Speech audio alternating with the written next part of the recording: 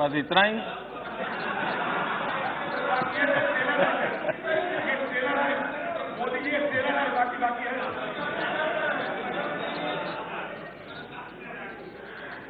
आपके लिए गांधी जी ट्रेलर हो सकते हैं, हमारे लिए गांधी जी जिंदगी है।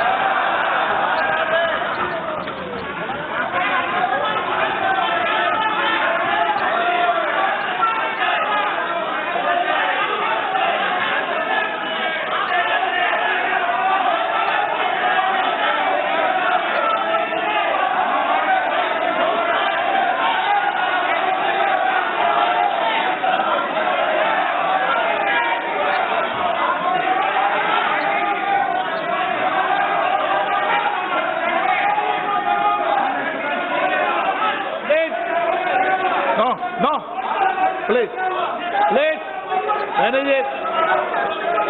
Gogal ji, please. No, manage it. चलो. No, माननीय प्रधानमंत्री जी.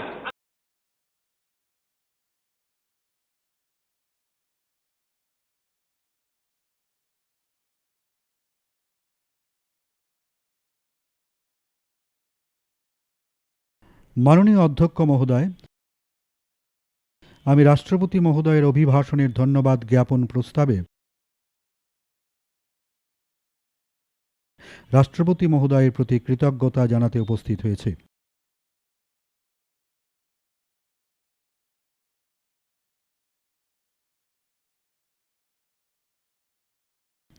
মাননীয় রাষ্ট্রপতি মহোদয় নিজের বক্তব্যে নতুন ভারতের দূরদৃষ্টি তুলে ধরেছেন। মাননীয় রাষ্ট্রপতি মহোদয়ের এই বক্তব্য একবিংশ শতাব্দীর তৃতীয় দশকের গোড়ায়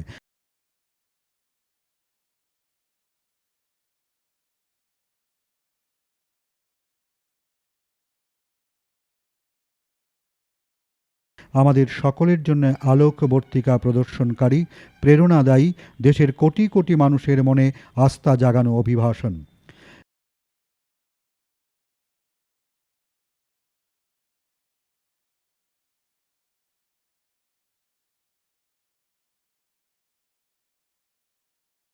এই আলোচনায় সভায় সকল অভিজ্ঞ সদস্যরাই নিজের নিজের বক্তব্যে তাদের ভাবনাকে খুব সুন্দরভাবে তুলে ধরেছেন। শিক্ষাকে সমৃদ্ধ করার জন্য প্রত্যেকেই নিজের মতো করে চেষ্টা করেছেন।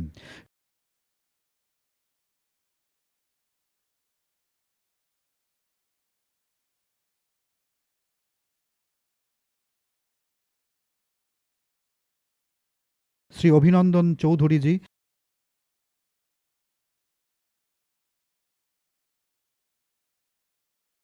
ডক্টর শশী থারুরজি,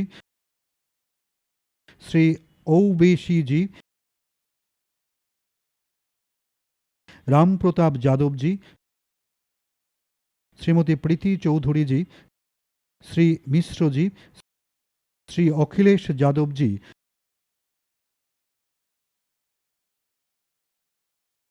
এরকম অনেক নাম রয়েছে, সবার নাম নিলে অনেক সময় লাগবে, কিন্তু আমি বলতে চাই যে প্রত্যেকেই নিজের নিজের বক্তব্যে তাদের ভাবনাকে খুব সুন্দরভাবে তুলে ধরেছেন। কিন্তু একটা প্রশ্ন উঠেছে যে সরকার এই কাজগুলো এত তাড়াহুড়ো করে কেন করছে, সব কাজ একসঙ্গে কেন করছে?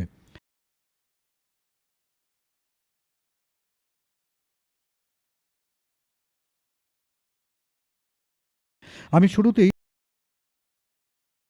শ্রী সর্বেশ্বর দয়ালের একটি কবিতার একটি পংক্তি তুলে ধরতে চাইব।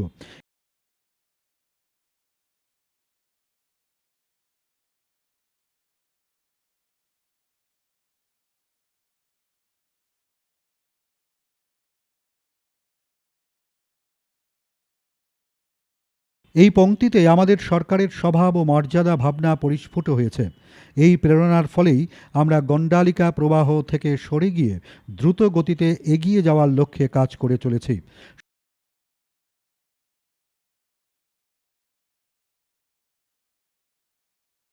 সর্বেশ্বর দয়াল লিখেছিলেন,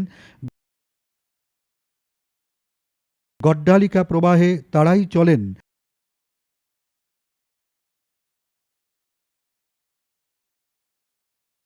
যাদের চরণ দুর্বল এবং হেরে যাওয়া।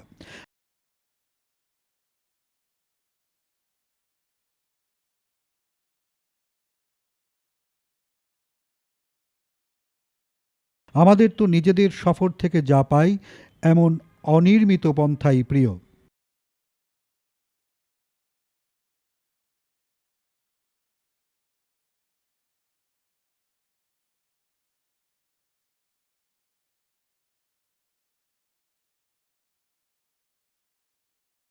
মাননীয় অধ্যক্ষ মহোদয়,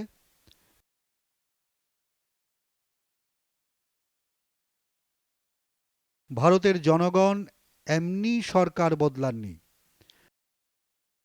তার কর্মসংস্কৃতি বদলের প্রত্যাশা রেখেই পরিবর্তন এনেছেন। একটি নতুন দৃষ্টিকোণ থেকে নতুন ইচ্ছা নিয়ে এখানে আমাদের পরিষেবা প্রদানের সুযোগ এসেছে। কিন্তু আমরা যদি এখনও সেভাবেই চলি, যেভাবে আপনারা কাজ করতেন, যে পথে চলতে চলতে আপনাদের সেভাবে চলার অভ্যাস হয়ে গিয়েছিল, এভাবে চললে ৭০ বছর পরেও এই দেশ থেকে সংবিধানের ৩৭০ ধারা বাতিল হতো না। আপনাদের মতো করে যদি চলতাম, তাহলে আজও ৩ তালাকের তলোয়ার মুসলমান বোনেদের ভয় দেখাতো। আপনাদের মতো করে চললে নাবালকরাও আপনাদের মতো করে চললে নাবালকরাও ধর্ষণ করলে ফাঁসির সাজা পাবে, এই আইন পাশ হতো না। আপনাদের মতো করে চললে রাম জন্মভূমি মামলা আজও বিবাদের মধ্যেই ফেঁসে থাকত। আপনাদের ভাবনা নিয়ে চললে কর্তারপুর করিডোর কোনো দিনেই চালু হতো না।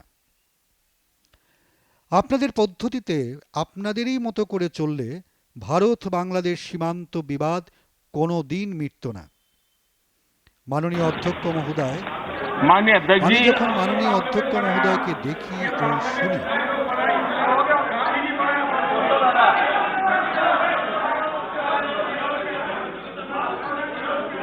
অধ্যক্ষ মহোদয়কে দেখি ও जब শুনি, मैं আমি সবার আগে শ্রী কিরেন माननीय রিজিজুকে अजीत जी को देखता মনে हूँ, মনে सुनता ধন্যবাদ हूँ, জানাই, কারণ তিনি থিঙ্ক तो ইন্ডিয়া मैं सबसे पहले মুভমেন্ট किरण চালু रिजिजू করেছিলেন। जी को बधाई देता हूँ, আর সেই থিঙ্ক ইন্ডিয়া মুভমেন্টের क्योंकि প্রচার उन्होंने जो फिट ও इंडिया मूवमेंट প্রসার चलाया है, অত্যন্ত সুচারুভাবে করেছিলেন।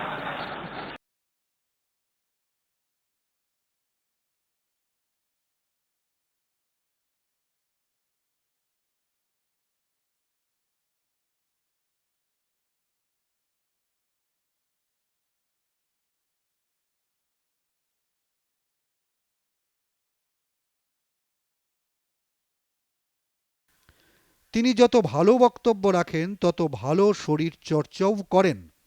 সেজন্যে এই থিঙ্ক ইন্ডিয়া মুভমেন্টকে শক্তিশালী করার জন্যে, তার প্রচার ও প্রসারের জন্যে আমি মাননীয় সদস্যকে ধন্যবাদ জানাই।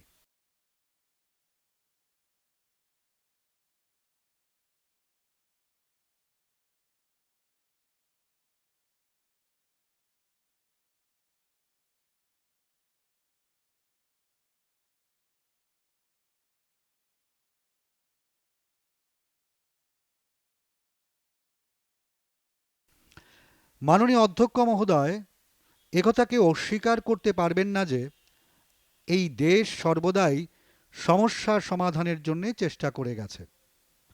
কখনো কখনো সমস্যাগুলোকে এড়িয়ে যাওয়ার স্বভাবও এই দেশ দেখেছে। সমস্যাগুলো বেছে নিয়ে অগ্রাধিকার অনুযায়ী সমাধানের সামর্থ্যহীন নেতাদেরও এই দেশ দেখেছে। কিন্তু আজ বিশ্ববাসী ভারতের কাছে যেমন প্রত্যাশা করে, আমরা যদি সমস্যাগুলোকে প্রতি স্পর্ধা না দেখাতাম, সাহস করে সমাধানের চেষ্টা না করতাম, সবাইকে সঙ্গে নিয়ে এগিয়ে যাওয়ার গতি ত্বরান্বিত না করতাম, তাহলে দীর্ঘকাল ধরে দেশকে অনেক সমস্যা জর্জরিত করে রাখত।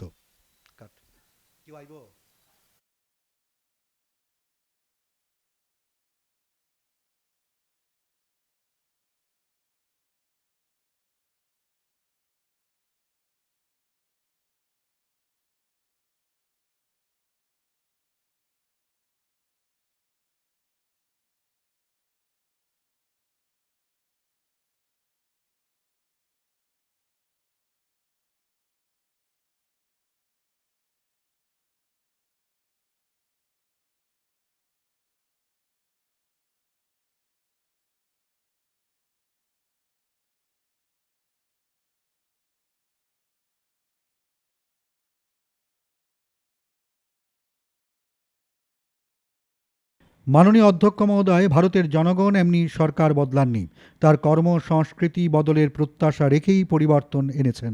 একটা নতুন দৃষ্টিকোণ থেকে নতুন ইচ্ছা নিয়ে এখানে আমাদের পরিষেবা প্রদানের সুযোগ এসেছে।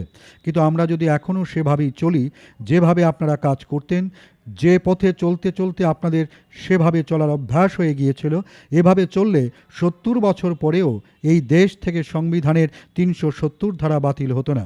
আপনাদের মতো করে যদি চলতাম, তাহলে আজও 3 তালাকের তলোয়ার মুসলমান বোনেদের ভয় দেখাতো। আপনাদের মতো করে চললে নাবালকরাও ধর্ষণ করলে ফাঁসির সাজা পাবে, এই আইন পাশ হতো না। আপনাদের মতো করে চললে রাম জন্মভূমি মামলা আজও বিবাদের মধ্যেই ফেঁসে থাকতো। আপনাদের ভাবনা নিয়ে চললে কর্তারপুর করিডোর কোনো দিনেই চালু হতো না। আপনাদের পদ্ধতিতে আপনাদেরই মতো করে চললে ভারত বাংলাদেশ সীমান্ত বিবাদ কোনো দিন মিটত না। মাননীয় অধ্যক্ষ মহোদয়, আমি যখন মাননীয় অধ্যক্ষ মহোদয়কে দেখি ও শুনি, আমি সবার আগে শ্রী কিরেন রিজিজুকে মনে মনে ধন্যবাদ জানাই, কারণ তিনি থিঙ্ক ইন্ডিয়া মুভমেন্ট চালু করেছিলেন। আর সেই থিঙ্ক ইন্ডিয়া মুভমেন্ট এর প্রচার ও প্রসার অত্যন্ত সুচারুভাবে করেছিলেন। তিনি যত ভালো বক্তব্য রাখেন, তত ভালো শরীর চর্চাও করেন। সেজন্য এই থিঙ্ক ইন্ডিয়া মুভমেন্টকে শক্তিশালী করার জন্যে, তার প্রচার ও প্রসারের জন্যে আমি মাননীয় সদস্যকে ধন্যবাদ জানাই। মাননীয় অধ্যক্ষ মহোদয়, একথা কেউ স্বীকার করতে পারবেন না যে এই দেশ সর্বদাই সমস্যা সমাধানের জন্য চেষ্টা করে গেছে। কখনো কখনো সমস্যাগুলোকে এড়িয়ে যাওয়ার স্বভাবও এই দেশ দেখেছে। সমস্যাগুলো বেছে নিয়ে অগ্রাধিকার অনুযায়ী সমাধানের সামর্থ্যহীন নেতাদেরও এই দেশ দেখেছে। কিন্তু আজ বিশ্ববাসী ভারতের কাছে যেমন প্রত্যাশা করে, আমরা যদি সমস্যাগুলোকে প্রতিস্পর্ধা না দেখাতাম, সাহস করে সমাধানের চেষ্টা না করতাম, সবাইকে সঙ্গে নিয়ে এগিয়ে যাওয়ার গতি ত্বরান্বিত না করতাম, তাহলে দীর্ঘকাল ধরে দেশকে অনেক সমস্যা জর্জরিত করে রাখত। মাননীয় অধ্যক্ষ মহোদয়, এরপরও যদি আমরা কংগ্রেসের পথে চলতাম, তাহলে 50 বছর পরও দেশকে শত্রু সম্পত্তি আইনের জন্যে অপেক্ষা করতে হতো। 35 বছর পরেও অত্যাধুনিক যুদ্ধ বিমানের জন্যে অপেক্ষা করতে হতো। 28 বছর পরেও বেনামি সম্পত্তি আইন চালু হতো না। 20 বছর পরেও চিফ অফ ডিফেন্সের নিযুক্তি সম্ভব হতো না। মাননীয় অধ্যক্ষ মহোদয়, আমাদের সরকারের দ্রুতগতিতে কাজ করার কারণ হলো আমরা গড্ডালিকা প্রবাহে না চলে নতুন পথ বানিয়ে এগিয়ে যেতে চাই। সেজন্য আমরা একথা খুব ভালোভাবেই বুঝি যে স্বাধীনতার 70 বছর পর দেশবাসী আর দীর্ঘ প্রতীক্ষার জন্য প্রস্তুত নন, আর থাকাও উচিত নয়। সেজন্য আমরা চেষ্টা করছি যে যাতে গতি বৃদ্ধির সাথে সাথে পরিমাণও বাড়ে, প্রত্যয়ের পাশাপাশি যথাযথ সিদ্ধান্ত গ্রহণের প্রবণতাও বাড়ে, সংবেদনশীলতার পাশাপাশি সমাধানও সুনিশ্চিত হয়। আমরা দ্রুত গতিতে কাজ করার ফলেই জনগণ আমাদের 5 বছরের কাজ দেখে সেই গতিতে কাজ করার জন্যে আমাদেরকে অধিক শক্তি প্রদান করে কাজ করার সুযোগ দিয়েছেন। দ্রুতগতিতে কাজ না করলে এত কম সময়ে 37 কোটি মানুষের ব্যাংক অ্যাকাউন্ট খুলত না, 11 কোটি মানুষের বাড়িতে শৌচালয়ের কাজ সম্পূর্ণ হতো না, 13 কোটি পরিবারে বিনামূল্যে রান্নার গ্যাসের সংযোগ হতো না, গৃহহীনদের জন্য 2 কোটি গৃহ নির্মাণ হতো না, দীর্ঘদিন ধরে ঝুলে থাকা দিল্লির 1700-ও বেশি অবৈধ কলোনির 40 লক্ষেরও বেশি মানুষের জীবনে স্বস্তি ফিরত না। আজ তারা নিজেদের বাড়িতে থাকার অধিকার পেয়েছেন। মাননীয় অধ্যক্ষ মহোদয়, এখানে উত্তর পূর্বাঞ্চল নিয়ে অনেক আলোচনা হয়েছে। উত্তর পূর্বাঞ্চলের মানুষকে কত দশক অপেক্ষা করতে হয়েছে। রাজনৈতিক সমীকরণ বদলের সামর্থ্য ছিল না বলে, রাজনৈতিক দাড়িপাল্লা ভারী ছিল না বলে এই অঞ্চল দীর্ঘ বঞ্চনার শিকার। আমাদের জন্য উত্তর পূর্বাঞ্চল ভোটের দাড়িপাল্লায় মাপার ক্ষেত্র নয়। ভারতের ঐক্য ও সংহতি অক্ষুণ্ণ রাখার জন্যে দূর দূরান্তে বসে থাকা ভারতীয় নাগরিকদের উন্নয়ন এবং তাদের সামর্থ্য ভারতের উন্নয়নে যথাযথভাবে কাজে লাগানোর জন্যে আমরা কাজ করেছি। তাদের শক্তিকে সংহত করে শ্রদ্ধার সঙ্গে প্রত্যেক নাগরিকের মনে আস্থা বৃদ্ধির কাজ করেছি। গত 5 বছরে উত্তর পূর্বাঞ্চলে অনেক পরিবর্তন এসেছে। এতদিন যাদের মনে হতো দিল্লি অনেক দূর, আজ দিল্লি তাদের দরজায় এসে উপস্থিত হয়েছে। লাগাতার কেন্দ্রীয় মন্ত্রীরা প্রতিনিয়ত ওই অঞ্চলে সফর করছেন, রাতের পর রাত সেখানে থাকছেন।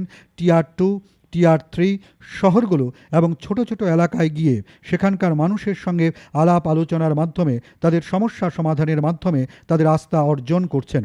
একবিংশ শতাব্দীর উপযোগী নাগরিক পরিষেবা, বিদ্যুৎ থেকে শুরু করে ব্রডগেজ রেল, বিমানবন্দর থেকে শুরু করে মোবাইল যোগাযোগ ব্যবস্থা আধুনিকীকরণের চেষ্টা আমরা করে গেছি।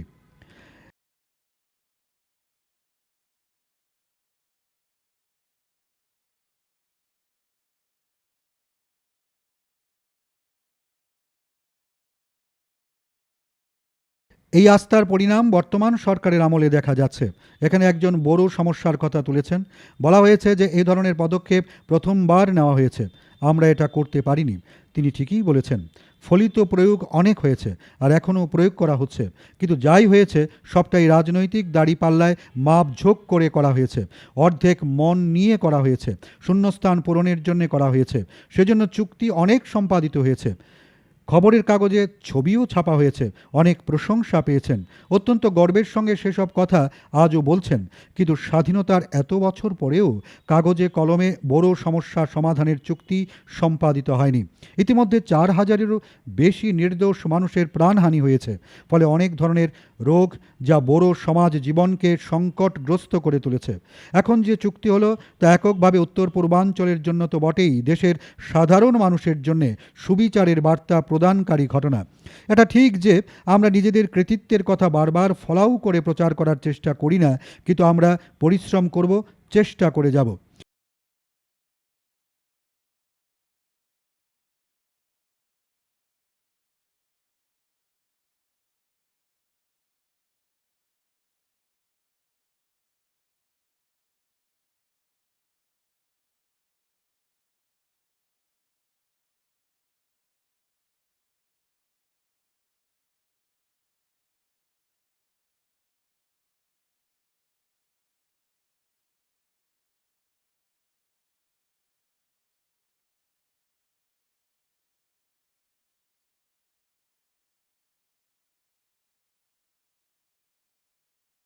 কিন্তু এই চুক্তির একটা বৈশিষ্ট্য রয়েছে। সকল সশস্ত্র গোষ্ঠী একসঙ্গে সমস্ত অস্ত্র সমর্পণ করেছে, সকল আত্মগোপনকারী আত্মসমর্পণ করেছেন। দ্বিতীয়ত, ওই সকলে চুক্তিতে চুক্তিপত্রে লিখেছেন যে এরপর বড় আন্দোলনের সব দাবি মেনে নেওয়া হয়েছে, আর কিছু বাকি নেই। ভারতের সবার আগে উত্তর পূর্বাঞ্চলেই সূর্যোদয় হয়, কিন্তু এতদিন এখানে নতুন সকাল আসতো না। সূর্য উঠত ঠিকই, কিন্তু অন্ধকার দূর হতো না। আজ আমি বলতে পারি যে আজ নতুন সকাল এসেছে, নতুন সূর্যোদয় হয়েছে। আপনারা নিজেদের চশমা বদলালে তবেই এই আলো দেখতে পাবেন। আমি আপনাদের কাছে অনেক অনেক কৃতজ্ঞ, কারণ আপনারা আমার বক্তব্যের মাঝে মাঝেই বিশ্রামের সুযোগ দিচ্ছেন। গতকাল এখানে স্বামী বিবেকানন্দের কাঁধে বন্দুক ভাঙা হয়েছে। আপনারা এটা কার্য বিবরণী থেকে বাদ দিয়েছেন, তাই আমি এর উল্লেখ করব না। কিন্তু আমার একটা ছোট গল্প মনে পড়ে। একবার কয়েকজন রেলে সফর করছিলাম। আপনারা সকলেই জানেন, যখন রেলগাড়ি জোরে চলে তখন তার লাইন থেকে কেমন আওয়াজ শোনা যায়। তো একজন সাধু রেলের কামরায় বসে বলছিলেন যে দেখো, রেল লাইনও কেমন কথা বলছে। এই নির্জীব লাইনগুলিও আমাদের বলছে, প্রভু আমার জীবন তরি পার করো, প্রভু তোমার অসীম লীলা। অন্য একজন সাধু বলেন, আমি তো অন্য কথা শুনতে পাচ্ছি। লাইনগুলো যেন বলছে, প্রভু তোমার অসীম লীলা, প্রভু তোমার অসীম লীলা। তাদের সঙ্গে একজন মৌলবীও বসেছিলেন। তিনি বললেন, আমি শুনতে পাচ্ছি আল্লাহ তোমার রহমত, আল্লাহ তোমার রহমত। তাদের সঙ্গে একজন পালোয়ানও বসেছিলেন। তিনি বললেন, আমি কিন্তু শুনতে পাচ্ছি খা রাবড়ি কর কসরত, খা রাবড়ি কর কসরত। গতকাল বিবেকানন্দজির নামে যা বলা হয়েছে তার মনে যেরকম সেরকমই শুনতে পেয়েছেন। এটা বোঝার জন্যে আপনাদের এত দূর যেতে হতো না, কাছেই অনেক কিছু ছিল। মাননীয় অধ্যক্ষ মহোদয়, আমার কৃষকদের নিয়েও কিছু কথা হয়েছে। মাননীয় রাষ্ট্রপতি মহোদয়ও তার অভিভাষণে উল্লেখ করছেন যে বিগত দিনগুলোতে অনেক কাজ অনেক নতুন ভাবনা নিয়ে নতুন পদ্ধতিতে করা হয়েছে, কিন্তু এখানে একটু অন্যভাবে চেষ্টা হয়েছে। জানি না অজ্ঞানতাবশত নাকি এসব কথা বলা হয়েছে, কারণ কিছু বিষয় এমন রয়েছে যেগুলো জানলেও আমরা এভাবে বলতাম না। আমরা জানি যে দেড়গুণ করতে হলে আলাদা করে করতে হয়। দীর্ঘকাল ধরে যা আটকে ছিল, আমাদের শাসনকালের আগে থেকে ঝুলেছিল, কিন্তু কৃষকদের প্রতি আমাদের দায়িত্ব রয়েছে, সেজন্য আমরা এগুলো বাস্তবায়িত করেছি। আমি অবাক, অনেক সেচ প্রকল্প এবং সড়ক নির্মাণ প্রকল্প প্রায় 20 বছর আগে শুরু হয়েও 80 থেকে 90% কাজ বাকি ছিল। এ নিয়ে প্রশ্ন করার কেউ ছিলেন না। এরকম 99টি বৃহৎ প্রকল্প বাস্তবায়নের সাক্ষী হতে হয়েছে আমাদের। 9 লক্ষ কোটি টাকারও বেশি খরচ করে সেগুলোকে যুক্তিযুক্তভাবে বাস্তবায়িত করেছি। এখন কৃষকরা উপকৃত হচ্ছেন।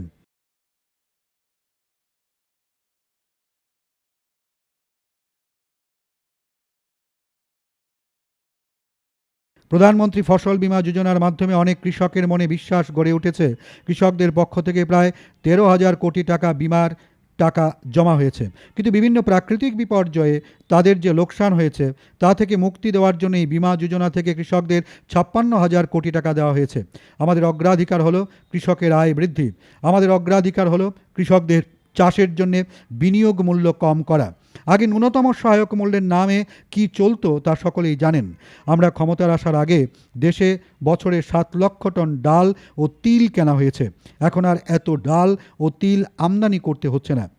ই-নাম যোজনার মাধ্যমে আজকের কৃষক নিজেদের মোবাইল ফোনে তার উৎপাদিত ফসলের বাজার দর কোথায় কত তা জানতে পারছেন আর সরাসরি সেই বাজারে গিয়ে বিক্রি করতে পারছেন। আমি অত্যন্ত আনন্দিত যে ইতিমধ্যেই দেশের প্রায় 1.75 কোটি গ্রামের কৃষক এই প্রকল্পের সঙ্গে যুক্ত হয়েছেন। আর গত বছর ই-নামের মাধ্যমে তারা প্রায় 1 লক্ষ কোটি টাকার ফলন বিক্রি করেছেন। আমাদের কৃষকদের চিন্তাভাবনার প্রসার ঘটাতে কৃষির পাশাপাশি পশুপালন, মৎস্য চাষ এবং মুরগি পালনের মতো অনেক উদ্যোগ লাভদায়ক হয়েছে। আমরা সৌরশক্তির ব্যবহার বৃদ্ধির চেষ্টা করছি। সোলার পাম্পের সংখ্যা বৃদ্ধি পেয়েছে। এমনই অনেক নতুন নতুন সুবিধা যুক্ত হওয়ার ফলে আজ কৃষকের আর্থিক স্থিতিতে অনেক পরিবর্তন এসেছে। 2014 সালে আমরা দায়িত্ব নেওয়ার আগে কৃষি মন্ত্রকের বাজেট ছিল 27,000 কোটি টাকা।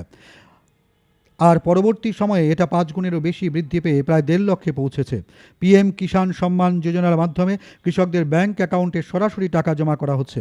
এখন পর্যন্ত প্রায় 45,000 কোটি টাকা কৃষকদের অ্যাকাউন্টে ট্রান্সফার করা হয়েছে।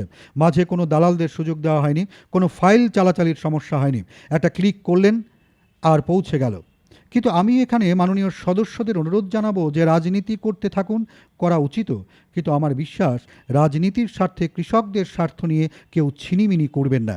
আমি এ বিষয়ে সেই মাননীয় সদস্যদের অনুরোধ জানাই, আপনারা নিজেদের রাজ্যে দেখা কৃষকদের নামে বাড়িয়ে বলছেন। আপনারা এটা সুনিশ্চিত করুন যে আপনার রাজ্যের কৃষকদের ব্যাংক অ্যাকাউন্টে পিএম কিষাণ সম্মান নিধির টাকা পৌঁছেছে কিনা। আপনাদের দ্বারা পরিচালিত রাজ্য সরকার কৃষকদের তালিকা কেন্দ্র সরকারকে কেন পাঠাচ্ছে না? সেসব রাজ্যের কৃষকদের এই প্রকল্পের সঙ্গে কেন যুক্ত করছেন না?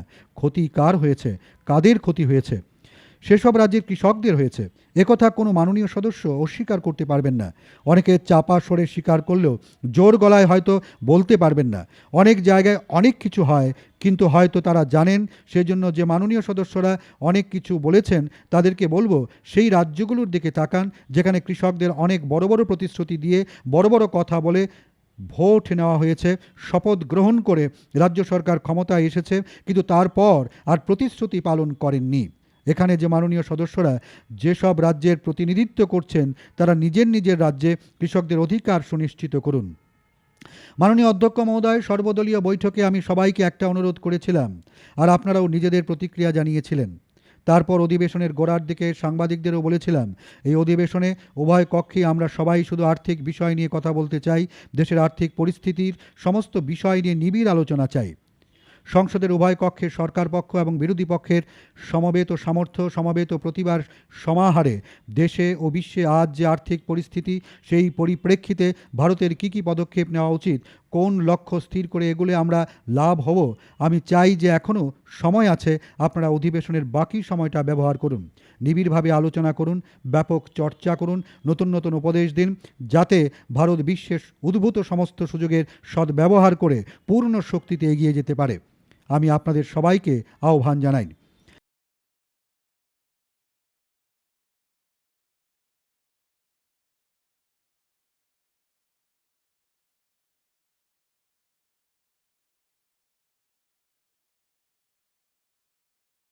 হ্যাঁ, আমি মনে করি আর্থিক বিষয়ে গুরুত্বপূর্ণ আলোচনা করা আমাদের সকলের মিলিত দায়িত্ব। আর এই দায়িত্বের ভারে আমরা পুরনো কথাগুলো ভুলতে পারি না, কারণ অতীতের নিরিখেই আমরা বর্তমানকে যাচাই করতে পারি। একথা সত্যি, কিন্তু আমাদের মাননীয় সদস্যরা প্রশ্ন করবেন এটা কেন হয়নি, কবে হবে, কিভাবে হবে, কতদিনের মধ্যে হবে। আপনাদের এই দুশ্চিন্তা, অনেকে ভাবেন আপনারা সমালোচনা করছেন, আমি তা মনে করি না। আপনারা সমালোচনা করলে আমি খুশি হই। আপনারা আমাকে ঠিক চিনেছেন। আপনারা বিশ্বাস করেন যে করলে মোদিই করবে, আর সেজন্য আপনাদের প্রশ্নকে আমি সমালোচনা বলে মনে করি না, প্রেরণা বলে মনে করি। আর সেজন্য আমি সেই প্রশ্নগুলোকে স্বাগত জানাই, বাস্তবকে স্বীকার করার চেষ্টা করি। আর সেজন্য যতজন প্রশ্ন তুলেছেন আমি বিশেষভাবে তাদের সকলকে ধন্যবাদ জানাই। কারণ কেন হয়নি, কবে হবে, কিভাবে হবে, এই প্রশ্নগুলি খুব ভালো। এতে দেশের জন্যে আপনাদের বক্তব্য বুঝতে অসুবিধা হয়। আমরা সবাই জানি যে আমরা সরকারের দায়িত্ব গ্রহণের পূর্ববর্তী কালখণ্ড কেমন ছিল। প্রায় প্রতিদিনই প্রত্যেক কাগজের শিরোনামে প্রকাশিত হতো নানা দুর্নীতির কথা, সংসদেও দুর্নীতি নিয়ে তুলকালাম হতো। অপেশাদার ব্যাংকিংকে ভুলতে পারে, দুর্বল পরিকাঠামো নীতিকে ভুলতে পারেন, আর বাঁদরের পিঠে ভাগের মতো সম্পদ বন্টন, হে ঈশ্বর কি করে রেখেছিলেন। এমন পরিস্থিতি থেকে দেশকে বের করে আনতে এবং সুদূর প্রসারী উন্নয়নের লক্ষ্য নিয়ে সুনির্দিষ্ট লক্ষ্যে এগিয়ে যাওয়ার চেষ্টা করেছি। আমি বিশ্বাস করি এর পরিণামেই আজ অর্থ ব্যবস্থার ফিসক্যাল ব্যালেন্স শিট তৈরি হয়েছে, মূল্যবৃদ্ধি নিয়ন্ত্রণে রয়েছে, আর ম্যাক্রো ইকোনমি স্টেবিলিটিও নিয়ন্ত্রণে রয়েছে।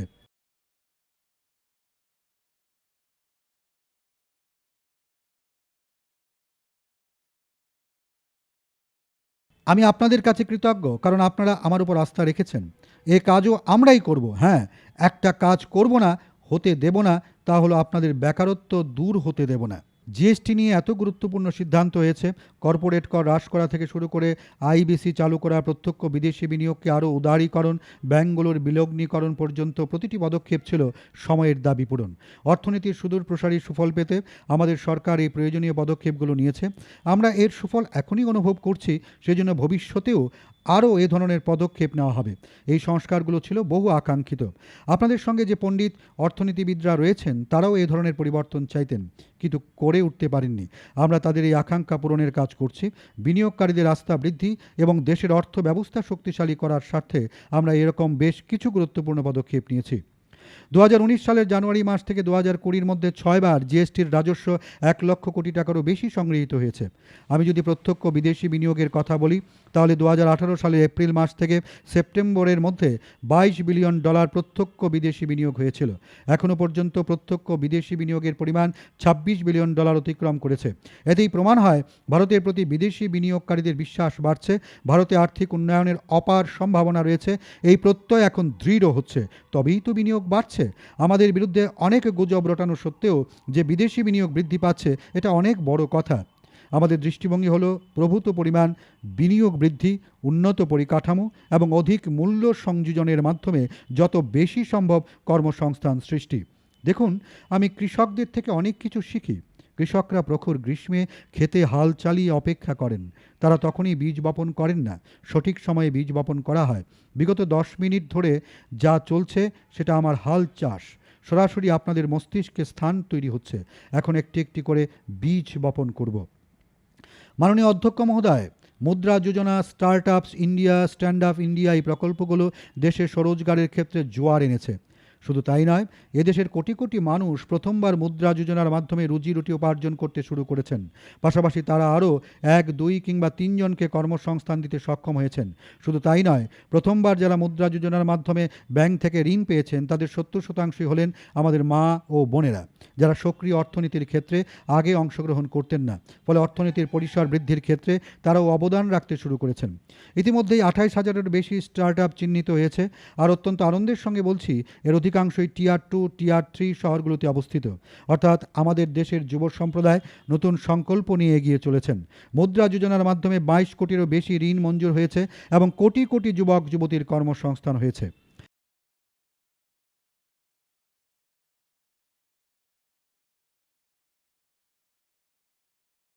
আজ বিশ্বব্যাংকের ডেটা অন এন্টারপ্রেনার্স তালিকায় ভারত ইতিমধ্যেই বিশ্বের 3য় স্থানে পৌঁছে গেছে। সেপ্টেম্বর 2017 থেকে নভেম্বর 2019 পর্যন্ত ইপিএফও পে রোল ডেটাতে 1,49 লক্ষ নতুন উপভোক্তা জুড়েছে। কর্মসংস্থান না হলে, কর্মীরা টাকা জমা না করলে, আমি গতকাল একজন কংগ্রেস নেতার ঘোষণা শুনেছি। তিনি ঘোষণা করেছেন 6 মাসের মধ্যে মোদিকে মানুষ লাঠিপেটা করবেন। এটা অত্যন্ত কঠিন কাজ।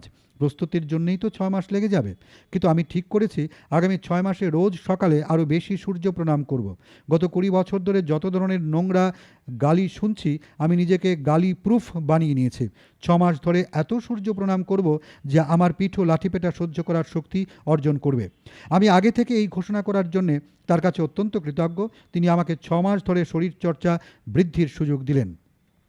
মাননীয় অধ্যক্ষ মহোদয়, ইন্ডাস্ট্রি 4.0 আর ডিজিটাল অর্থনীতি কোটি কোটি নতুন কর্মসংস্থানের সুযোগ খুলে দিচ্ছে।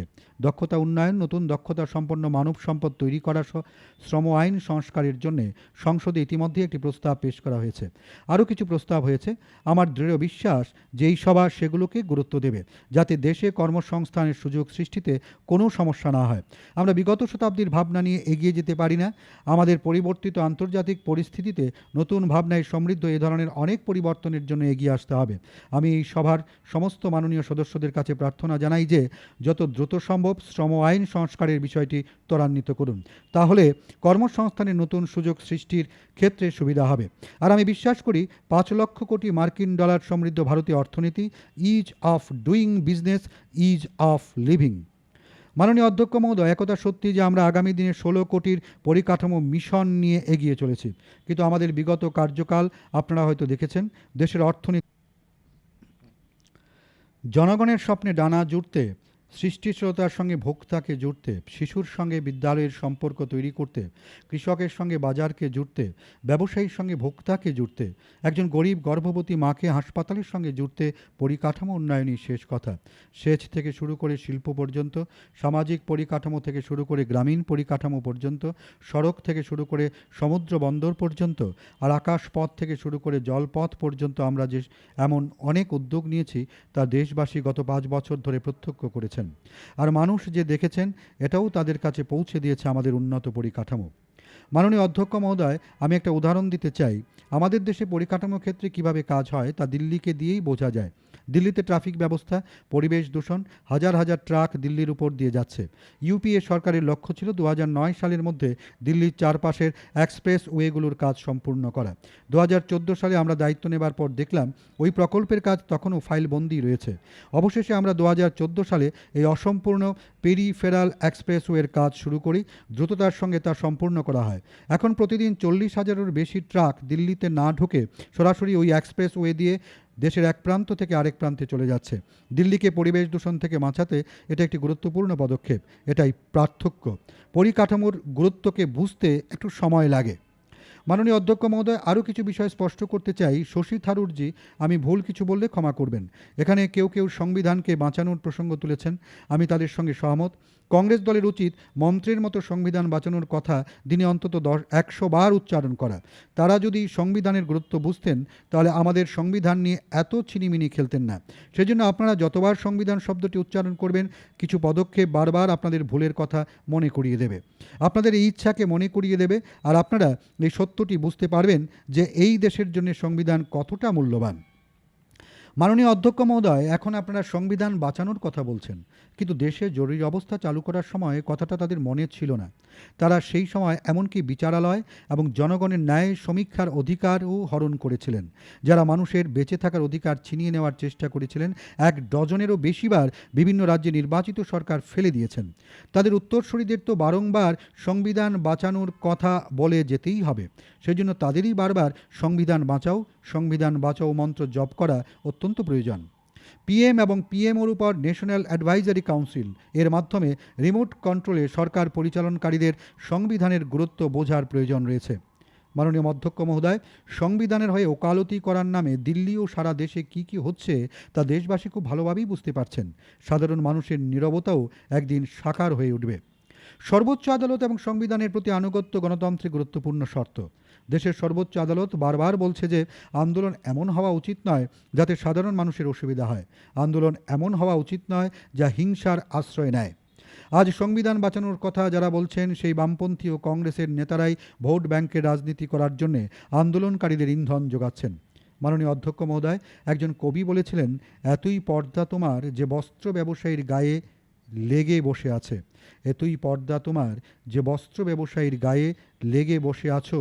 সত্য লুকিয়ে থাকে না, সামনেও আসে না, পাবলিক সব জানে, সব বোঝে। মাননীয় অধ্যক্ষ মহোদয়, বিগত দিনে যে ভাষা উচ্চারিত হয়েছে, যে ধরনের বক্তব্য শোনা গেছে, যা নিয়ে আজ এই সভাতেও শোরগাল উঠেছে, বড় বড় নেতারা যেভাবে জড়িয়ে পড়ছেন, তা অত্যন্ত দুঃখের কথা। পশ্চিমবঙ্গের পীড়িত মানুষেরা এখানে বসে আছেন, তারা যদি এখানে মুখ খোলেন তাহলে দাদা আপনাদের সমস্যা হবে। কিভাবে নির্দোষ মানুষদের মৃত্যুর দিকে ঠেলে দেওয়া হচ্ছে তা আপনারা খুব ভালোভাবেই জানেন। মাননীয় অধ্যক্ষ মহোদয়, কংগ্রেসের সময়ে সংবিধানের কী অবস্থা ছিল, জনগণের অধিকার কতটা সুরক্ষিত ছিল, তা আমি তাদেরকে জিজ্ঞেস করতে চাই। আমরা যেমন মনে করি আপনাদের কাছেও যদি সংবিধান এতটাই গুরুত্বপূর্ণ হয়, তাহলে এত বছর ধরে জম্মু ও কাশ্মীরে ভারতের সংবিধান চালু করতে আপনাদেরকে কে মানা করেছিল? আমার জম্মু ও কাশ্মীরের ভাই বোনেদের ভারতের সংবিধান প্রদত্ত অধিকারগুলো থেকে বঞ্চিত রাখার পাপ কারা করেছেন? আর শশীজি, আপনি তো জম্মু কাশ্মীরের জামাই ছিলেন। আরে ওই রাজ্যের মেয়েদের কথা যদি ভাবতেন, তাহলে আপনিও নিশ্চয়ই ওই রাজ্যে ভারতের সংবিধান চালু করার কথা বলতেন। মাননীয় অধ্যক্ষ মহোদয়, একজন মাননীয় সাংসদ বলেছেন জম্মু ও কাশ্মীর তাদের পরিচয় হারিয়েছে। আরেকজন যা বলেছেন তার মানে জম্মু কাশ্মীর একটা নিছক ভূখণ্ডের সমার্থক। কাশ্মীরকে যারা নিছকই ভূখণ্ড হিসেবে দেখেন, তারা এই দেশ সম্পর্কে কিছুই জানেন না। তারা নিজেদেরকে বৌদ্ধিক দারিদ্র্যের পরিচয় দেন। কাশ্মীর হলো ভারতের মুকুটমণি, এর পরিচয় বোমা বন্দুক বা বিচ্ছিন্নতাবাদের সমার্থক করে তোলা হয়েছিল। যারা আজ জম্মু ও কাশ্মীরের পরিচয়ের কথা বলেন, তারাই 1990 সালের 19শে জানুয়ারি কাশ্মীরের আসল পরিচয়কে মাটিতে পুঁতে দিয়েছেন। কাশ্মীরের আসল পরিচয় হলো সুফি পরম্পরা। কাশ্মীরের আসল পরিচিতি হলো সর্বধর্ম সমভাব। এই পরিচয়ে প্রতিনিধি হলেন মা লালদের, নন্দ ঋষি, সৈয়দ বুলবুল শাহ ও মীর সৈয়দ আলী হামদানিরা। মাননীয় অধ্যক্ষ মহোদয়, অনেকে বলেছিলেন সংবিধানের 370 ধারা বাতিল করলে আগুন জ্বলবে। তারা কত বড় ভবিষ্যৎ বক্তা! আজও যারা একথা বলছেন তাদেরকে বলতে চাই, সেই ভবিষ্যৎ দ্রষ্টারা এখন জেলে রয়েছেন। আর এই সভাকক্ষে যারা বসে আছেন তাদেরকে বলতে চাই, এই সভা সংবিধানের রক্ষা করে, সংবিধানের প্রতি সমর্পিত, সংবিধানের গৌরব বৃদ্ধি করে, সংবিধানের প্রতি দায়িত্ব পালনকারী সদস্যে পরিপূর্ণ এই সভাকক্ষ। আমি সমস্ত মাননীয় সদস্যদের অন্তরাত্মাকে স্পর্শ করতে চাই, যদি তাদের অন্তরাত্মা থাকে। মাননীয় অধ্যক্ষ মহোদয়, গত বছর 5 আগস্টে মেহবুবা মুফতি মহোদয়া কি বলেছিলেন তা আমি সংবিধানের প্রতি সমর্পিত মানুষদের শোনাতে চাই। তিনি বলেছিলেন, ভারত কথাটা ভালো করে শুনুন। তিনি বলেছিলেন, ভারত কাশ্মীরকে ধোঁকা দিয়েছে। আমরা যে দেশে থাকার সিদ্ধান্ত নিয়েছিলাম সেই দেশ আমাদের ধোঁকা দিয়েছে। এখন মনে হচ্ছে আমরা 1947 সালে ভুল দেশ বেছেছিলাম। সংবিধান ভক্তরা কি তার এই ভাষাকে মেনে নেবেন? তার জন্য ওকালতি করবেন? তেমনি শ্রী ওমর আবদুল্লাজি বলেছিলেন 370 ধারা বাতিল এমন ভূমিকম্প আনবে যে কাশ্মীর ভারত থেকে আলাদা হয়ে যাবে। মাননীয় অধ্যক্ষ মহোদয়, ফারুক আবদুল্লাজি বলেছিলেন 370 ধারা বাতিল করা কাশ্মীরের জনগণের স্বাধীনতার পথ প্রশস্ত করা। 370 ধারা বাতিল হলে কাশ্মীরে ভারতের তেরঙ্গা উত্তোলনের জন্য কেউ বাঁচবে না। ভারতের সংবিধানের প্রতি সমর্পিত কোনো ব্যক্তি কি এই ভাষা ও ভাবনাকে স্বীকার করতে পারেন? তারা কি বক্তব্যের সঙ্গে সহমত? আমি এই প্রশ্নগুলো তাদেরকে করছি যারা অন্তরাত্মা জাগ্রত। মাননীয় অধ্যক্ষ মহোদয়, কাশ্মীরের জনগণের প্রতি যাদের আস্থা নেই তারাই এরকম ভাষা বলতে পারেন। আমাদের কাশ্মীরের জনগণের উপর ভরসা আছে, তাদের উপর ভরসা রেখেই আমরা 370 ধারা বাতিল করেছি। আর আজ কাশ্মীরের দ্রুত গতিতে উন্নয়নযজ্ঞ চলছে। আজ দেশের কোনো অঞ্চলের পরিস্থিতির অবনতির অনুমতি দেওয়া সম্ভব নয়, তা সে কাশ্মীর হোক কিংবা উত্তর পূর্বাঞ্চল অথবা কেরল। আমাদের মন্ত্রীরাও বিগত দিনগুলোতে নিয়মিত জম্মু ও কাশ্মীর সফর রয়েছেন। সে রাজ্যের জনগণের সঙ্গে নিয়মিত কথাবার্তা বলছেন এবং তাদের কথা শুনেই সমস্যাগুলো সমাধানের চেষ্টা করছেন।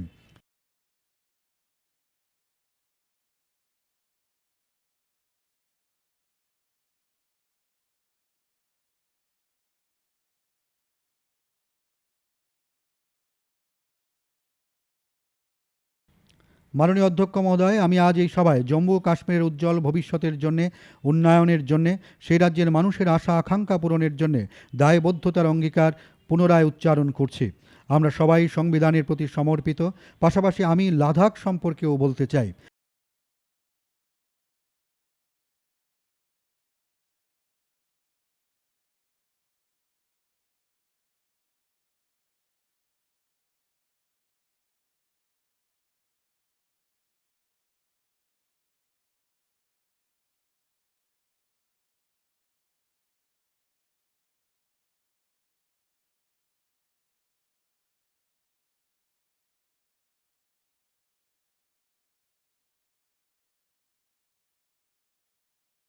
মাননীয় অধ্যক্ষ মহোদয়, আমাদের দেশে সিকিম এমন একটা রাজ্য যা দেশে প্রথম জৈব রাজ্য হিসেবে পরিচিত হয়েছে। দেশের অনেক রাজ্য সিকিমের মতো ছোট রাজ্য থেকে প্রেরণা নিয়ে এগিয়ে চলেছে। সিকিমের কৃষক এবং নাগরিকরা এজন্য অভিনন্দনযোগ্য। লাদাখ সম্পর্কেও আমার মনে এমনই স্পষ্ট চিত্র রয়েছে। আমরা যেমন প্রতিবেশী দেশ ভুটানের পরিবেশ নিয়ে প্রশংসা করি, সারা পৃথিবীতে কার্বন নিউট্রাল দেশ হিসেবে স্বনামধন্য। আমাদের প্রত্যেকের সংকল্প করা উচিত আমরাও লাদাখকে কার্বন নিউট্রাল অঞ্চল হিসেবে গড়ে তুলব। তাহলে একে ভবিষ্যৎ প্রজন্মের সামনে একটা মডেল রূপে তুলে ধরা সম্ভব হবে। আমি যখন লাদাখ যাব তখন যাতে সেখানকার জনগণের সঙ্গে বসে এর একটা নকশা তুলে ধরতে পারি, সেই লক্ষ্যে কাজ করে চলেছি। মাননীয় অধ্যক্ষ মহোদয়, এই সভা একটা আইন প্রণয়ন করেছে। পূর্ববর্তী একটি আইন সংশোধনের মাধ্যমে এই আইন উভয় সভায় গৃহীত হয়েছে, নোটিফিকেশনও হয়ে গেছে। এখন আইন প্রয়োগের প্রক্রিয়া শুরু করার চেষ্টা করা হচ্ছে। আমি সংশোধিত নাগরিকত্ব আইনের কথা বলছি। কিছু মানুষ বলছেন এই সংশোধিত নাগরিকত্ব আইন প্রণয়নের ক্ষেত্রে তাড়াহুড়োর কী আছে। কয়েকজন মাননীয় সদস্য বলেছেন এই সরকার বৈষম্যের সৃষ্টি করছে, হিন্দু মুসলিম ভেদাভেদ করছে। আবার কেউ বলছেন আমরা নাকি দেশকে টুকরো করতে চাই। তারা সভার ভেতরে যত কথা বলেছেন, বাইরে গিয়েও আরও অনেক কিছু বলেছেন। কাল্পনিক ভয় সৃষ্টি করার জন্য পূর্ণ শক্তি দিয়ে লেগে পড়েছেন। তারা বলেছেন যারা দেশকে টুকরো টুকরো করতে যায় তাদের পাশে দাঁড়িয়ে ছবি তুলবেন না। কয়েক দশক ধরে পাকিস্তানও এই ভাষায় কথা বলে আসছে। পাকিস্তান ও ভারতের মুসলমানদের মনে ভ্রম সৃষ্টি করার অনেক চেষ্টা করেছে, কিন্তু সফল হয়নি। কিন্তু আমি অবাক হচ্ছি এটা দেখে, যাদেরকে ভারতের জনগণ ক্ষমতার সিংহাসন থেকে ছুঁড়ে ফেলে দিয়েছেন তারাই আজ এমন কাজ করছেন যা আগে কখনো এদেশে কল্পনাও করা যেত না। আমাদের মনে করানোর চেষ্টা করছেন জয় হিন্দ ধ্বনি উচ্চারণকারীরা মুসলমান ছিলেন। এটাই সমস্যা। কংগ্রেসের চোখে তারাই সর্বদাই শুধু মুসলমান, কিন্তু আমাদের চোখে তারা ছিলেন ভারতীয়, যেমন খান আব্দুল গফুর খান। মাননীয় অধ্যক্ষ মহোদয়, আমার সৌভাগ্য যে ছোটবেলায় খান আব্দুল গফর খানজির চরণ স্পর্শ করার সুযোগ হয়েছিল। এই জন্যে আমি গর্বিত।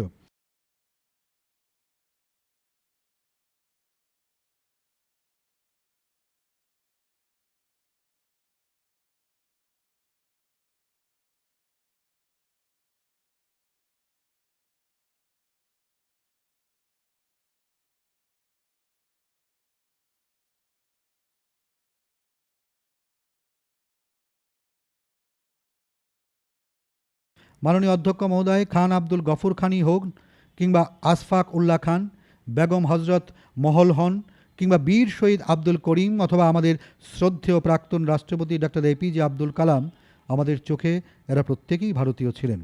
মাননীয় অধ্যক্ষ মহোদয়, কংগ্রেস ও তাদের মতো দলগুলো যেদিন ভারতকে ভারতের চোখে দেখতে শুরু করবে সেদিন তারা নিজেদের ভুল বুঝতে পারবে। স্যার, আমি কংগ্রেস ও তাদের সহযোগী দলগুলোর কাছে অত্যন্ত কৃতজ্ঞ যে তারা সংশোধিত নাগরিকত্ব আইন নিয়ে শোরগোল তুলে রেখেছেন। তারা যদি এভাবে বিরোধিতা না করতেন তাহলে হয়তো দেশবাসী এত সহজে এই আইনের স্বরূপ সম্পর্কে অবহিত হতেন না। এই দেশ দেখেছে কারা দলের জন্য বাঁচেন আর কারা দেশের জন্যে। আর আমি চাই আলোচনা শুরু হলে কথা তো দূর অবধি যাবেই। মাননীয় অধ্যক্ষ মহোদয়, যে কারো মনেই প্রধানমন্ত্রী হওয়ার ইচ্ছা থাকতে পারে, কিন্তু কাউকে প্রধানমন্ত্রী করার জন্যে কাগজের দাগ টেনে ভারতকে ভাগ করে দেওয়া হয়েছিল। এই বিভাজনে যেভাবে পাকিস্তানে হিন্দু শিখ এবং অন্যান্য সংখ্যালঘুদের উপর অত্যাচার ও নির্যাতন হয়েছিল তার কল্পনাও করা যায় না। আমি কংগ্রেসের বন্ধুদের থেকে জানতে চাই, আপনারা কি ভূপেন্দ্র কুমার দত্তের নাম শুনেছেন? কংগ্রেসের জন্য জানা অত্যন্ত জরুরি। যারা এখানে নেই তাদেরও জানা উচিত। ভূপেন্দ্র কুমার দত্ত এক সময় অল ইন্ডিয়া কংগ্রেস কমিটির সদস্য ছিলেন। স্বাধীনতা সংগ্রামের সময় তিনি 23 বছর জেলে কাটিয়েছেন। তিনি এমন মহাপুরুষ ছিলেন যিনি সুবিচারের স্বার্থে জেলের ভিতর 78 দিন অনশন করেছিলেন। আর এটা একটা রেকর্ড। দেশভাগের পর ভূপেন্দ্র কুমার দত্ত পাকিস্তানেই থেকে গিয়েছিলেন। তিনি সে দেশের সংবিধান সভার সদস্যও ছিলেন। ভূপেন্দ্র কুমার দত্ত সেই সংবিধান সভায় যে কথা বলেছিলেন সেটা আপনাদের শোনাতে চাই। যারা আমাদের দোষারোপ করছেন তাদের এটা বোঝা খুব দরকার। ভূপেন্দ্র কুমার দত্ত বলেছিলেন, পাকিস্তানের ক্ষেত্রে সংখ্যালঘুরা বাস্তবিকই পূর্ব নির্ধারিত। তাদের মধ্যে আমরা যে 1 কোটির মতো মানুষ পূর্ববঙ্গে রয়েছি তারা সম্পূর্ণ হতাশায় দিন কাটাচ্ছি। দেশ বিভাগের কিছুদিন পরেই পাকিস্তানের সংবিধান সভায় ভূপেন্দ্র কুমার দত্ত এই বক্তব্য রেখেছিলেন। এরপর পাকিস্তানের অবস্থা এতটাই খারাপ হয়ে যায় যে ভূপেন্দ্র কুমার দত্তকে ভারতের শরণার্থী হয়ে আসতে হয়, আর ভারত মাতার কোলেই তার মৃত্যু হয়। মাননীয় অধ্যক্ষ মহোদয়, তৎকালীন পূর্ব পাকিস্তানে আরেকজন বড় স্বাধীনতা সংগ্রামী থেকে গিয়েছিলেন। তার নাম যোগেন্দ্রনাথ মণ্ডল। তিনি সমাজের অত্যন্ত নিপীড়িত, শোষিত, দলিত সমাজের প্রতিনিধিত্ব করতেন। তাকে পাকিস্তানের প্রথম আইন মন্ত্রীর পদ দেওয়া হয়েছিল। 1950 সালের 9ই অক্টোবর দেশ বিভাগের 2 থেকে 3 বছর পরেই তিনি পদত্যাগপত্রে লিখেছিলেন, আমার বলা উচিত যে পাকিস্তান থেকে হিন্দুদের তাড়ানোর কাজ পশ্চিম পাকিস্তানে পুরোপুরি সফল হয়েছে, আর পূর্ব পাকিস্তানের সাফল্যের কাছাকাছি। আরেকটি জায়গায় তিনি লিখেছেন, পাকিস্তান মুসলিম লীগকে সম্পূর্ণ সন্তুষ্ট করতে পারেনি এবং নিরাপত্তাও দিতে পারেনি। এখন তারা হিন্দু বুদ্ধিজীবীদের তাড়াতে চায়, যাতে পাকিস্তানের রাজনৈতিক, অর্থনৈতিক এবং সামাজিক জীবনে কোনো রকম প্রভাব না পড়ে। এই যোগেন্দ্রনাথ মণ্ডলকেও পরে ভারতে আসতে হয়েছিল। তার মৃত্যু ভারত মাতার কোলেই হয়েছে। এত দশক পরেও পাকিস্তানের দৃষ্টিকোণ বদলায়নি। সে দেশে আজও সংখ্যালঘুদের উপর অত্যাচার হচ্ছে। সম্প্রতি নানকানা সাহিবেও কি হয়েছে তা সারা দেশ ও বিশ্ব দেখেছে। আর এমন নয় যে এসব শুধু হিন্দু আর শিখদের সঙ্গেই হয়, অন্যান্য সংখ্যালঘুদের সঙ্গেও এমনটাই হয়। খ্রিস্টানদেরও এমনই অত্যাচার সহ্য করতে হয়।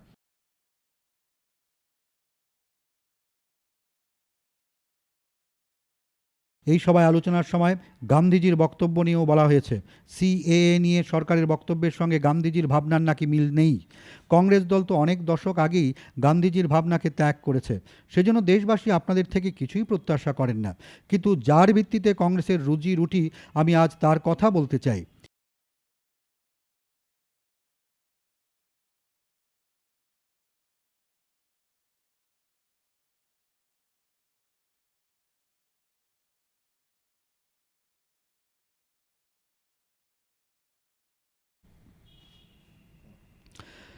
উনিশশো সালে নেহেরু লিয়াকত চুক্তি হয়েছিল। ভারত ও পাকিস্তানে বসবাসকারী সংখ্যালঘুদের নিরাপত্তার স্বার্থে এই চুক্তি হয়েছিল।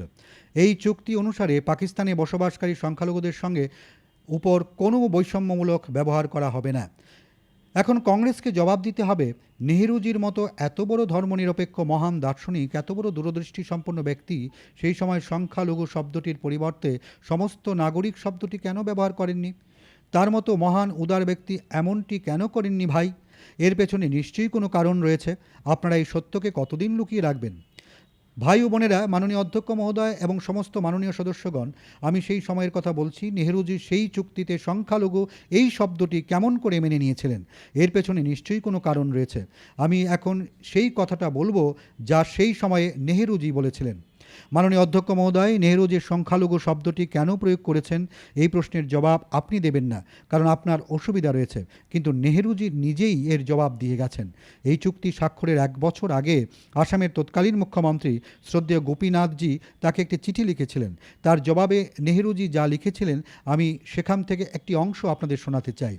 নেহেরুজি লিখেছিলেন, আপনাদের হিন্দু শরণার্থী এবং মুসলিম অভিবাসী এর মধ্যে পার্থক্য বুঝতে হবে, আর দেশকে এই শরণার্থীদের দায়িত্ব নিতেই হবে। নেহেরু লিয়াকত চুক্তির পর 1950 সালের 5 নভেম্বর এই সভাকক্ষে দাঁড়িয়ে নেহেরুজি বলেছিলেন, এতে কোনো সন্দেহ নেই যে সমস্ত আক্রান্ত মানুষেরা ভারতে বসবাসের জন্য এসেছেন, তারা নাগরিকত্ব পাওয়ার অধিকারী। এটা যদি আইনসম্মত নাও হয়, তাহলে আইনে পরিবর্তন আনা উচিত। 1963 সালে এই লোকসভায় কল অ্যাটেনশন মোশন হয়েছে। সে সময় প্রধানমন্ত্রী নেহেরু তৎকালীন বিদেশমন্ত্রীর দায়িত্বেও ছিলেন। প্রস্তাবের জবাবে বিদেশ প্রতিমন্ত্রী শ্রী দীনেশজি যখন বলেছিলেন, তার বক্তব্যের শেষ দিকে নেহেরুজি একটা সংশোধনী টিপ্পণীতে বলেছিলেন, পূর্ব পাকিস্তানের প্রশাসন সেখানকার হিন্দুদের উপর সাংঘাতিক চাপ সৃষ্টি করছে। পাকিস্তানের পরিস্থিতি দেখে শুধু গান্ধীজি নয়, নেহেরুজিও এরকম দুশ্চিন্তায় ছিলেন। এত দস্তাবেজ, চিঠিপত্র, স্ট্যান্ডিং কমিটির রিপোর্ট, এই সব কিছুই এ ধরনের আইনের সপক্ষে ওকালতি করে। আমি এই সভায় দাঁড়িয়ে এত সব তথ্যের ভিত্তিতে বিশেষ করে কংগ্রেস দলের কাছে জানতে চাই, কংগ্রেসের সহযোগী দলগুলিও আমার প্রশ্নটি বুঝবেন। আমি আপনাদের কাছে জানতে চাই, পনদিত নেহেরু কি হিন্দু মুসলিমের মধ্যে বৈষম্য সৃষ্টি করতেন? পণ্ডিত নেহেরু কি হিন্দু রাষ্ট্র বানাতে চাইতেন? মাননীয় অধ্যক্ষ মহোদয়, কংগ্রেসের সমস্যা হলো তারা কথা বানান, মিথ্যে প্রতিশ্রুতি দেন এবং দশকের পর দশক ধরে যেসব প্রতিশ্রুতি এড়িয়ে যান। আজ আমাদের সরকার রাষ্ট্র নির্মাতাদের ভাবনা অনুসারে সিদ্ধান্তগুলো নিচ্ছে বলে কংগ্রেসের সমস্যা হচ্ছে। আমি এই সভার মাধ্যমে আরেকবার এদেশের 100 কোটি নাগরিকদের দায়িত্বের সঙ্গে সংবিধানের মর্যাদা বুঝে বলতে চাই, সিএএ আইনের মাধ্যমে ভারতের কোনো নাগরিকের উপর কোনো ধরনের প্রভাব ফেলবে না।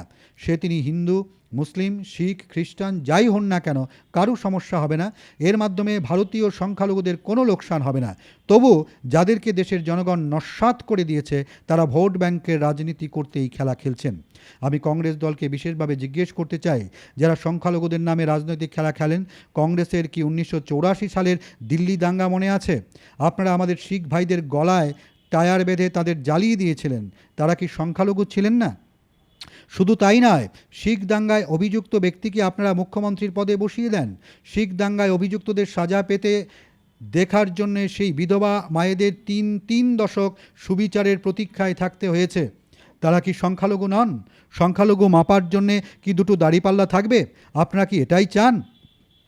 মাননীয় অধ্যক্ষ মহোদয়, কংগ্রেস দল এত বছর দেশ শাসন করেছে। আজ দেশের দুর্ভাগ্য হলো, যাদের কাছে দায়িত্বশীল বিপক্ষরূপে দেশের প্রত্যাশা ছিল তারা আজ ভুল পথে এগিয়ে যাচ্ছেন। এই পথ আপনাদেরকেও সমস্যায় ফেলবে, দেশকেও সংকটের মধ্যে ফেলে দেবে। আর এই সাবধান বাণী এজন্য বলছি, আমাদের সবার দেশের জন্য ভাবা উচিত, দেশের উজ্জ্বল ভবিষ্যতের জন্য চিন্তা করা উচিত। আপনারা ভাবুন, যদি রাজস্থান বিধানসভা কোনো সিদ্ধান্ত নেয়, কোনো ব্যবস্থা গড়ে তোলে, আর রাজস্থানের জনগণ তা মানতে রাজি না হয়, মিছিল মিটিং করেন, হিংসা করেন, আপনাদের সরকার কি ব্যবস্থা নেবে? আপনারা ভাবুন, যদি রাজস্থান বিধানসভা কোনো সিদ্ধান্ত নেয়, কোনো ব্যবস্থা গড়ে তোলে, আর রাজস্থানের জনগণ তা মানতে রাজি না হয়, মিছিল মিটিং করেন, হিংসা করে, আপনাদের সরকারের কি অবস্থা হবে? মধ্যপ্রদেশের সাংসদরা এখানে রয়েছেন। মধ্যপ্রদেশ বিধানসভায় কোনো সিদ্ধান্তের বিরুদ্ধে মানুষ যদি এভাবে পথে বেরিয়ে পড়েন, এভাবে দেশ চলতে পারে কি? আপনারা তো ভুল করেছেন বলেই তো ওদিকে বসতে হচ্ছে। আপনাদের এই দুষ্কর্মের পরিণামস্বরূপ জনগণ আপনাদের ওদিকে বসিয়েছেন। গণতান্ত্রিক প্রক্রিয়ায় দেশে প্রত্যেকেরই নিজের কথা বলার অধিকার রয়েছে, কিন্তু মিথ্যে আর গুজব ছড়িয়ে মানুষকে বিভ্রান্ত করে আমরা কেউ দেশের কল্যাণ করতে পারবো না। আর সেজন্য আমি সংবিধান নিয়ে যারা বলছেন তাদেরকে বিশেষ অনুরোধ করছি, আসুন সংবিধানকে সম্মান করুন। আসুন সবাই মিলে দেশ চালাই। আসুন দেশকে এগিয়ে নিয়ে যাই।